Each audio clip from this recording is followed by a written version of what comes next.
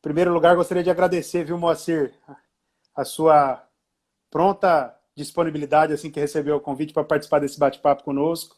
Seja bem-vindo, viu?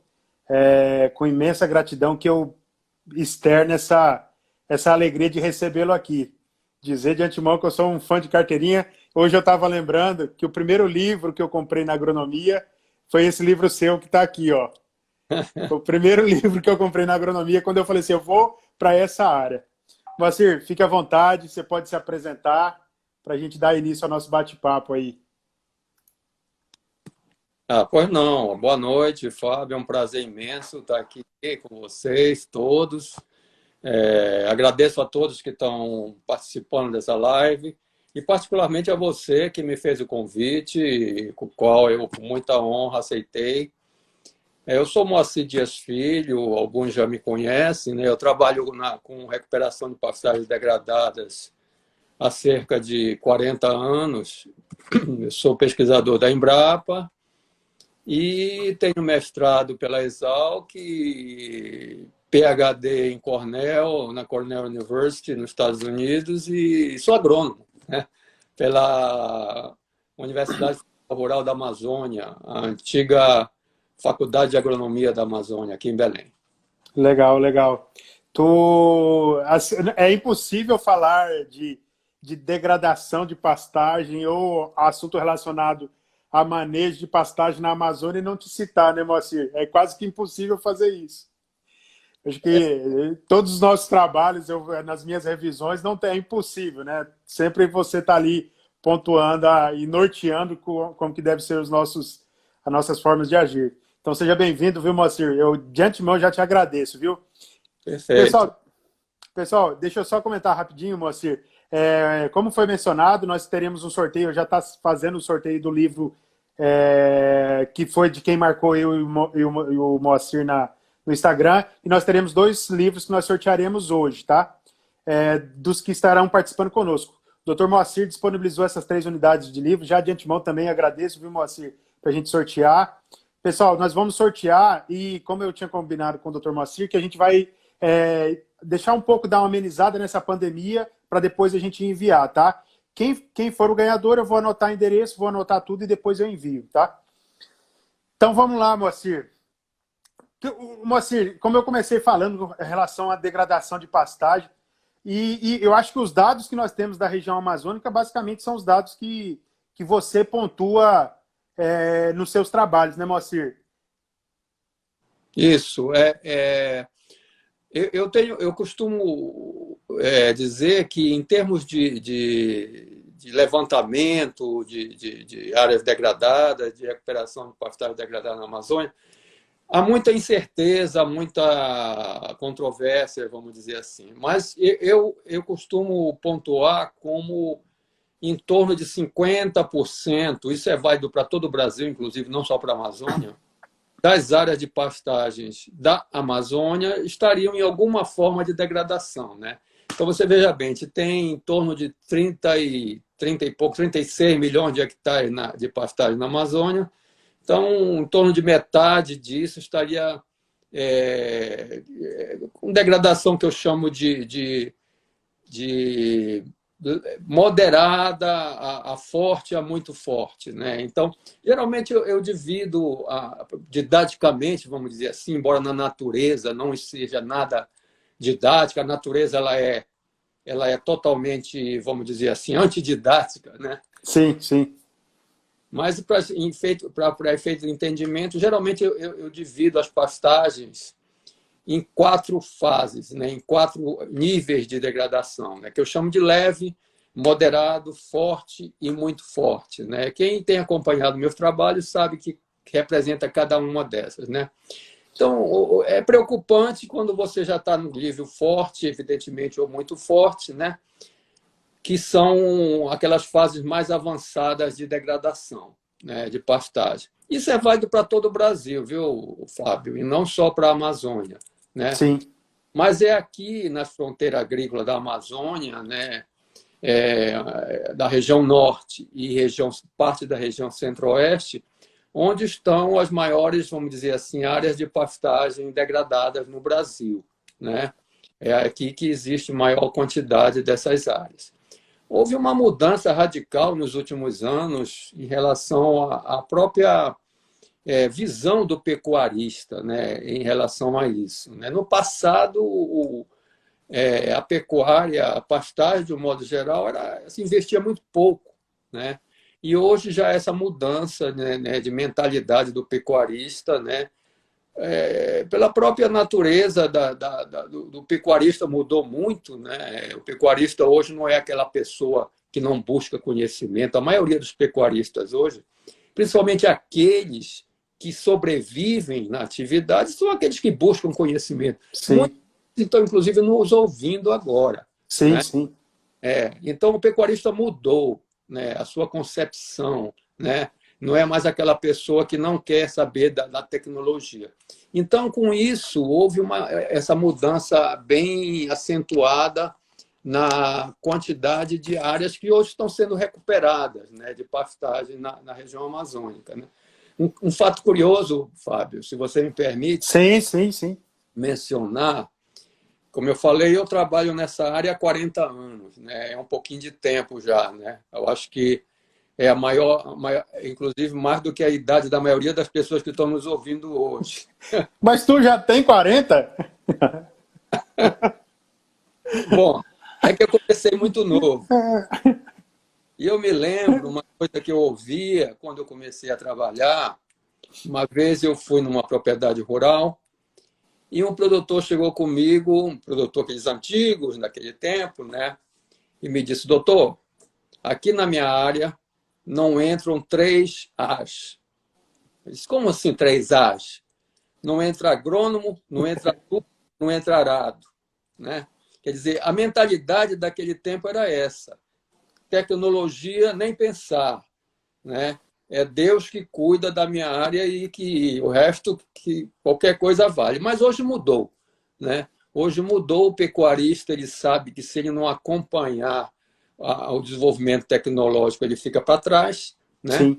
E hoje a mentalidade mudou muito. Então, eu tô comentando isso tudo para dizer que o montante de áreas degradadas que nós temos ainda é alto, sem dúvida, mas existe hoje uma preocupação muito grande dos pecuaristas, de um modo geral, em mudar essa realidade. Então, hoje você já vê uma quantidade grande de pessoas que recuperam aquelas áreas. Quer dizer, não existe mais aquela mentalidade de derrubar, formar novas pastagens. Né? De jogar a semente na cinza, né, Moacir? Jogar a semente na cinza de avião, voltar para casa, depois de 2, 3 anos você volta para ver o que é que sobrou. Né? Não tem mais isso. Hoje não tem mais espaço para amador. A pecuária hoje tem que ser desenvolvida por profissionais. Pequeno produtor de leite, por exemplo, ou grande produtor. Ele tem que se profissionalizar. O que é profissionalizar? É tocar a atividade de um modo profissional. É tocar a atividade com tecnologia. Sim. Moacir, tu falou, a gente conseguiria pontuar rapidamente sobre esses 4 níveis? O que seriam características dessa degradação? A leve, a moderada, a severa? Pois não. Eu costumo dizer que a leve, isso inclusive está no meu livro e está numa cartilha que recentemente eu lancei, que está disponível para download aí na minha página e na página da Embrapa. Né? A degradação leve, né, é aquela pastagem que ainda é produtiva e geralmente o que eu falo é que a capacidade de suporte, vamos dizer, potencial daquela pastagem caiu em torno de, vamos dizer, 20%. É aquela degradação leve. Você ainda vê bastante capim, algumas áreas de algumas áreas de solo descoberto, algumas áreas de invasora. Então, a capacidade de suporte daquela potencial inicial, ela caiu em 20%. A moderada, você já tem uma queda de 30% a 50% na capacidade de suporte potencial, naquela capacidade de suporte inicial da pastagem. Né? Você já começa a ter uma invasão maior de plantas daninhas, ou de solo descoberto, ou ambos. Né? Na degradação que eu chamo de forte, né? você já tem uma queda na capacidade de suporte de em torno de 60% a 80% da inicial, né? Quer dizer que ela caiu bastante, né? Então, são aquelas áreas que são totalmente tomadas por juquira, por exemplo, né? Aquelas áreas bem juquiradas. Então, a capacidade de suporte inicial ela caiu de 60% a 80%. E naquela fase muito forte, que eu chamo, são aquelas áreas no qual a capacidade de suporte já baixou acima de 80%. Que áreas são essas? Aquelas áreas que você tem muito solo descoberto, você não tem praticamente mais pastagem. Se você tiver curiosidade para ver representativamente o que seria cada uma dessas áreas, eu recomendo que acessem na minha página, não na página da Embrapa, a minha cartilha sobre degradação de pastagem. Ela está livre, de graça para baixar, e temos fotos de cada uma dessas fases, evidentemente, didaticamente, para a pessoa saber onde se localiza. Então, você tem 20% de queda no nível leve de degradação, 30% a 50% no moderado, né? Você tem de 60% a 80% no forte e acima de 80% naquele que eu chamo de muito forte, onde você tem muita área de solo descoberto, né? Então, você tem 4 níveis aí, em termos didáticos, vamos dizer assim, de degradação de pastagem. Em termos de Amazônia, professor Fábio, eu diria que nós temos, vamos dizer assim, em termos da minha experiência, das minhas viagens, do que eu tenho visto, né? Você tem em torno de 30% de pastagens estaria naquele nível forte, e muito forte de degradação. Quer dizer, forte e muito forte. Você engloba os dois, você está em torno de 30% dessas áreas. 20% mais ou menos estariam no nível moderado, né? 30% no leve e 10% são aquelas pastagens que estão ótimas, sem problema. Isso é muito dinâmico, né? Isso é muito dinâmico porque não para. Você não pode ter uma pastagem, tem que ser um cuidado permanente. Você que trabalha na área sabe disso, Sim, né? sim. Então, você acaba de reformar uma pastagem, claro, ela vai se manter por 1, 2, 3 meses naquele estágio, mas você tem que ter uma manutenção, né? Sim. Então, ela se mantém por isso nesse tempo, né? Então, você tem esses percentuais que eu acho que estão bem dentro do que a gente conta na Amazônia. Sim. Dentro disso que o senhor comentou, esse assunto que a gente trouxe para abordar se encaixaria como dos níveis, que encaixaria em um desses níveis de degradação, que seria a morte do braquiarão, né? Sim, a morte do braquiarão, ela começou a preocupar, vamos dizer, começou a existir, vamos dizer assim, ou nós começamos a notá-la a partir de meados dos anos 1990, né? 98, 99, início de 2000, foi quando começou a aparecer esse problema, ou pelo menos quando ele começou a aparecer em maior escala, né? E é um problema que afeta a região amazônica em particular, principalmente, ou só a região amazônica, pelo menos é o que eu tenho conhecimento, né? E tem sido uma causa importante de degradação, né? A gente chama da síndrome da morte do braquiarão, mas não ataca só o capim-braquiarão, né? Inicialmente foi só o capim-braquiarão, mas inclusive hoje até alguns pânicos, né, são afetados por esse problema. A gente vai ter talvez a oportunidade hoje de discutir bastante sobre isso, Sim. mas o problema é que ela é uma causa de degradação importante na região amazônica.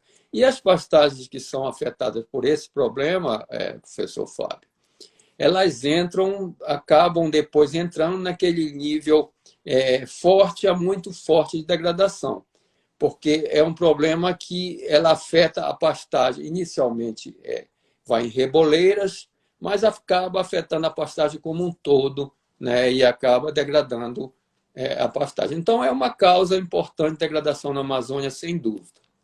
E Moacir, quais que seriam as possíveis causas? O que a gente tem? Eu acredito que o senhor foi quem mais estudou esse assunto, né? O que tem apontado os estudos para as possíveis causas dessa morte do braquiarão, Moacir? Olha, quando o problema começou, como eu mencionei, no meados da década de 1990, né, todo mundo ficou meio perdido, vamos dizer assim, inclusive os técnicos, né? Porque os sintomas, pelo menos visualmente, eles se confundiam muito, se confundem muito com o problema relacionado à cigarrinha, né? Então, as pessoas estavam acostumadas à cigarrinha, então, à primeira vista, é cigarrinha, todo mundo dizia, né? Sim. Porque ocorre na mesma época em que a cigarrinha ocorre também, que é no auge, no período chuvoso, né? Então, inicialmente, eu me lembro das primeiras expedições que houve de pesquisadores da Embrapa, Embrapa Amazônia Oriental, Embrapa Gado de Corte, para as áreas que começaram a ser afetadas, e essas áreas inicialmente foram em Rondônia, aí onde você está, foram no Acre, né? Depois começou Pará, Maranhão, Mato Grosso, né? O problema começou a aparecer, ou começou a ser observado, a ser notado, né? A partir disso, e as pessoas chegavam lá e confundiam inicialmente com cigarrinha. Tanto que a primeira equipe, vamos dizer assim, que foi designada para estudar o problema, tinha entomólogo no meio. E, coincidentemente, professor Fábio, neste mesmo ano, eu tinha acabado de chegar dos Estados Unidos, do meu PhD, e tinha começado a me interessar pelo problema de tolerância de gramíneas ao excesso de água no solo, né? E uma coincidência divina, vamos dizer assim, eu comecei a trabalhar com braquiárias, né?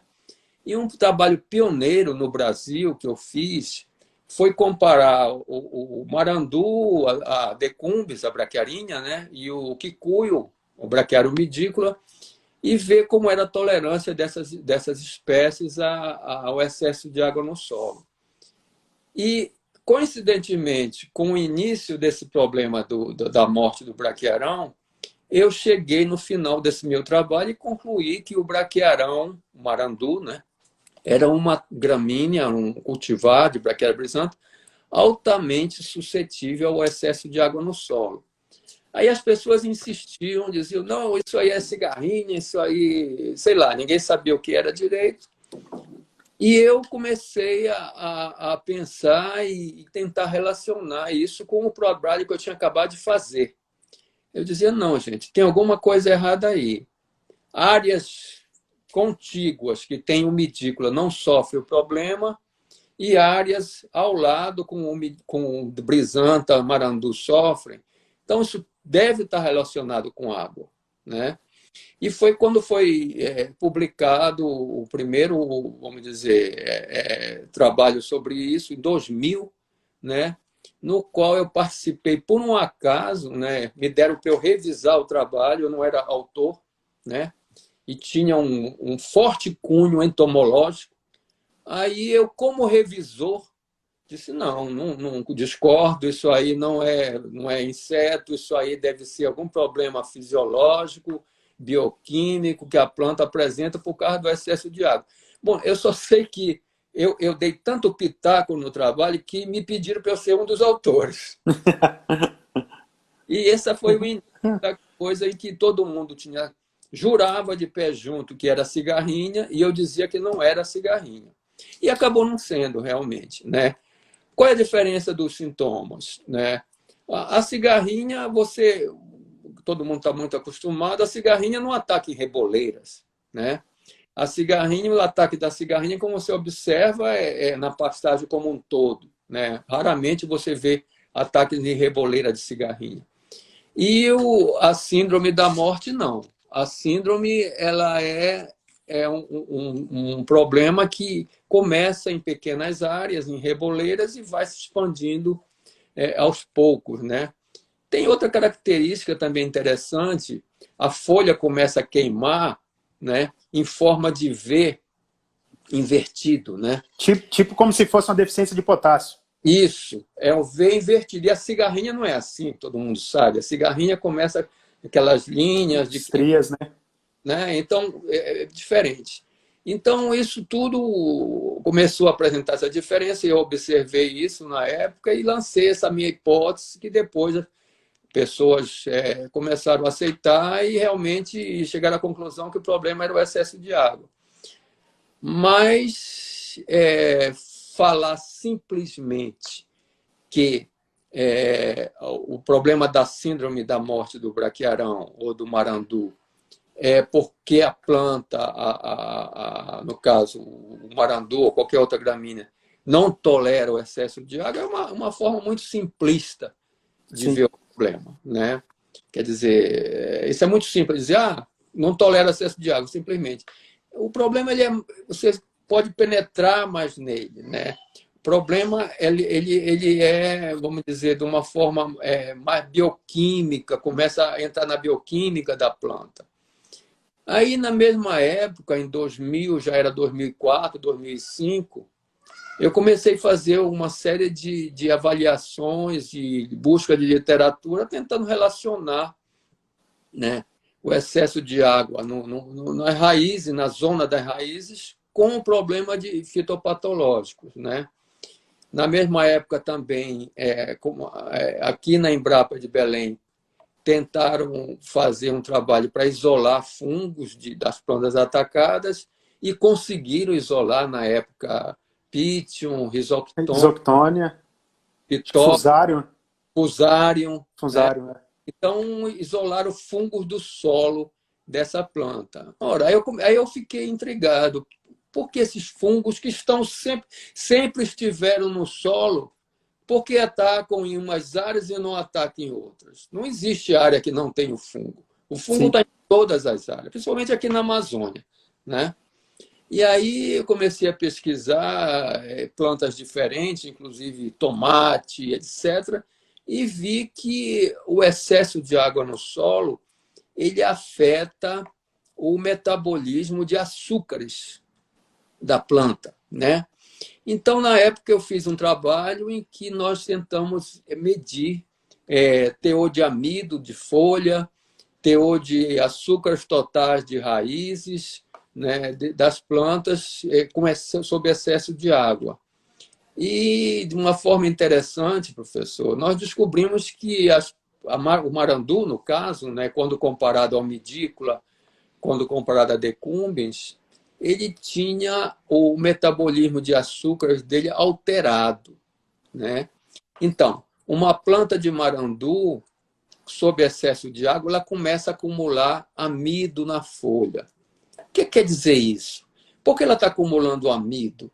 Ela acumula amido porque ela continua fazendo a fotossíntese, embora em pequena escala, mas a raiz não está exigindo esse carboidrato, porque a raiz está sendo afetada. Então, ela começa a acumular o amido. O amido é como se fosse a gordura que nós temos, né? A gente começa a comer muito, né? Começa a acumular gordura aqui na barriga, não é isso? Sim, A sim. planta acumulou amido, né? Que é uma forma dela, vamos dizer assim, armazenar energia. Então, e ao mesmo tempo em que as raízes da braquiária do marandu começavam a acumular açúcares solúveis, né? Aí eu fiquei intrigado, disse, bom, isso aí está mexendo no metabolismo de açúcar da planta. E realmente é o que ocorre, né? O que se sabe é que o metabolismo de açúcares das plantas está intimamente ligado com fatores de defesa dessa planta. Sim. Né? Como assim? Né? Ora, a planta ela está lutando para sobreviver. E o fungo também, né? Então, o fungo, ao chegar na zona das raízes da planta, a planta vai evitar de todo custo que ele entre nela. Mas como ela está com esse metabolismo afetado, ela está com o sistema imunológico dela, vamos dizer assim, de uma certa forma alterado. Então, ela tem dificuldade, isso é teoria, né? Sim. É conhecer o patógeno. E aí esse patógeno ele penetra na planta porque ela está desregulada. O sistema de defesa dela, o sistema radicular, por exemplo, ele não consegue deter a entrada do fungo, né? Ele não reconhece o fungo como inimigo. Foi aí que eu chamei esse problema de AIDS do marandu, né? Porque o que é a AIDS humano, né? É quando o seu sistema imunológico está totalmente desbalanceado e você começa a adquirir doenças que normalmente você não adquiriria se você não tivesse, né? Sim. Então, a síndrome da morte é a AIDS do marandu, né? A planta fica sem condição de se defender. E, Né? Moacir, diante da sua fala, tem algum estudo anatômico das raízes? Não. Se foi feito alguma coisa de anatomia? Eu te pergunto porque eu trabalho um pouco com anatomia de raiz. Uhum. Mas eu sempre associo relacionado à compactação. Agora eu estou fazendo um sobre adubação.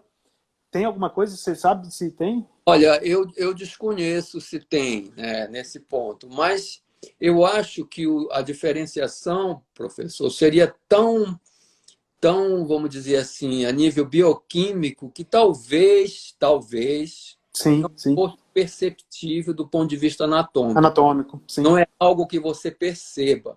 Ele está, na minha opinião, baseado em quê? Baseado na literatura que eu conheço, ele estaria num nível mais bioquímico. É um reconhecimento bioquímico da planta, que talvez não seja possível você detectar visualmente no estudo anatômico. Sim, sim.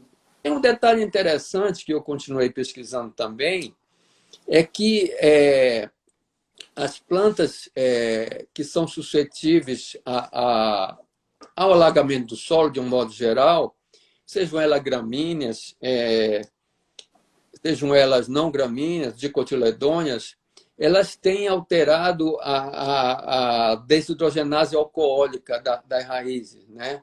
Aquela ADH, se eu não me engano, que se chama, né? E plantas, no caso gramíneas, que têm essa característica de muita suscetibilidade ao excesso de água, como elas têm alterado essa desidrogenase alcoólica, elas começam a exudar mais etanol pelas raízes. Para quem gosta de bioquímica, quem lê muito sobre o assunto, vê que quando sob excesso de água, a respiração das raízes passa a ser muito anaeróbica. Sim. Né? E essa anaerobiose é uma forma que a planta muda de aerobiose para ela tem um custo energético grande, e um subproduto dessa respiração é etanol. Né? As raízes começam a exudar etanol. E um fato curioso, que está também nessas minhas publicações, é que o etanol ele tem a capacidade de atrair zoósporo de fungo. Né? Olha que interessante. Sim. Sim. Então, sob excesso de água, as raízes, além de estarem com a sua capacidade de reconhecer patógeno alterada, ela começa a exudar etanol. E o etanol é um chamativo, vamos dizer assim, para os zoósporos. Zoósporos são aquelas formas do fungo que se movimentam. Né? Sim. E nos solos alagados, eles têm a capacidade de nadar, vamos dizer assim, até a raiz. E atrai para as raízes daí. Traz, Essa liberação do etanol atrai para as raízes. aumenta a quantidade, vamos dizer assim, de zoósporos que atacam as raízes. Olha aí, eu estou montando um cenário para você. Sim. Né? A planta é suscetível. Ela tem o metabolismo de açúcar dela alterado. Né? Esse metabolismo de açúcar dela mexe na sua capacidade de reconhecer o patógeno. Ao mesmo tempo, ela exuda um composto que atrai os patógenos. É a sopa no mel. É batata. Então, por isso, nessas situações, né, a planta começa a ser atacada por patógenos, no caso, esses fungos de solo, que você citou ainda agora quais seriam, né? Fusarium, Pythium, Rhizoctonia, se for o caso, né? Que começam a alterar, evidentemente, a capacidade da planta de sobreviver. E aí se dá o problema da síndrome, que as plantas secam, morrem, né? E ao contrário da cigarrinha, elas não voltam, né? Cigarrinha é uma parte atacada por cigarrinha, às vezes ainda retorna, Uma né? rebrota. Ele rebrota. Mas no caso da síndrome, isso raramente existe. Então, E é interessante, Moacir, acho que, não sei se tu se lembra, eu te mandei, acho que uma foto ano passado, eu fui visitar uma área e bem na onde a água escorria, era o direcionamento do suco, bem na onde que ela escorria, tinha algumas plantas, aqui a gente chama de tiriricão do brejo, e bem na onde a água escorria, além desse tiriricão, além dessa planta daninha, tinha também uma espécie de uma palmeira, e bem no caminho, aonde tinha os sintomas da morte do braquiarão, esse tiriricão também morreu, e essa palmeira também estava apresentando os sintomas da palmeira, que eu acredito que deve ter depois morrido, eu não fui mais lá. olha, isso na época eu me lembro que você mandou essa foto, eu comentei contigo, não é o primeiro, não é o segundo, não é o terceiro relato que eu ouço. Eu tive vários relatos, inclusive do Maranhão, que é outra área que é bem afetada pela síndrome. As palmeiras, de um modo geral, elas parecem ser suscetíveis a esse problema também. E é bem comum em áreas que tem palmeira, aonde tem a síndrome da morte, o capim morre, as palmeiras também morrem, né? Acredito eu, pela mesma razão. Mesmo porque Sim. a palmeira tem um sistema radicular bem superficial, né? Então elas estariam afetadas por esse problema, né? Mas, de um modo geral, professor, quem está nos ouvindo, há uma correlação muito grande entre o problema da síndrome e a capacidade de drenagem do solo, né? Eu não estou dizendo que o solo precisa necessariamente ficar encharcado com lâmina d'água, né? Então, geralmente, o solo que tem uma capacidade de drenagem menos, vamos dizer assim, capaz, né, ele tem essa tendência de apresentar esse problema. E em regiões onde o período chuvoso é mais intenso também, né? Então, são fatores bem claros hoje para a gente que existem gramíneas, capins, né, que são mais suscetíveis ao excesso de água no solo, e que se esses capins na Amazônia foram plantados em áreas onde existe uma certa dificuldade da drenagem do solo, fatalmente o problema da síndrome pode ocorrer, né?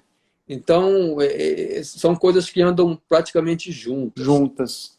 Inclusive, a partir de meados dos anos 2000, a Embrapa passou a integrar nos trabalhos dela de lançamento de cultivares a avaliação da tolerância dos capins ao excesso de água no solo, né? Então, passou a incorporar. Antigamente, qual era a preocupação maior quando se lançava um capim? Tolerante assim. Não, Tolerante. pode falar. Não, é isso Pode. mesmo. Falou, né? Então, tinha os estudos entomológicos, porque todo mundo queria saber. Lançou o capim X, ele tolera cigarrinha, ele é isso, é aquilo. Pronto, é o que queriam saber. Mas hoje, além disso, que é importantíssimo, sem dúvida, porque a cigarrinha tem asa, ela vai para qualquer lugar, né?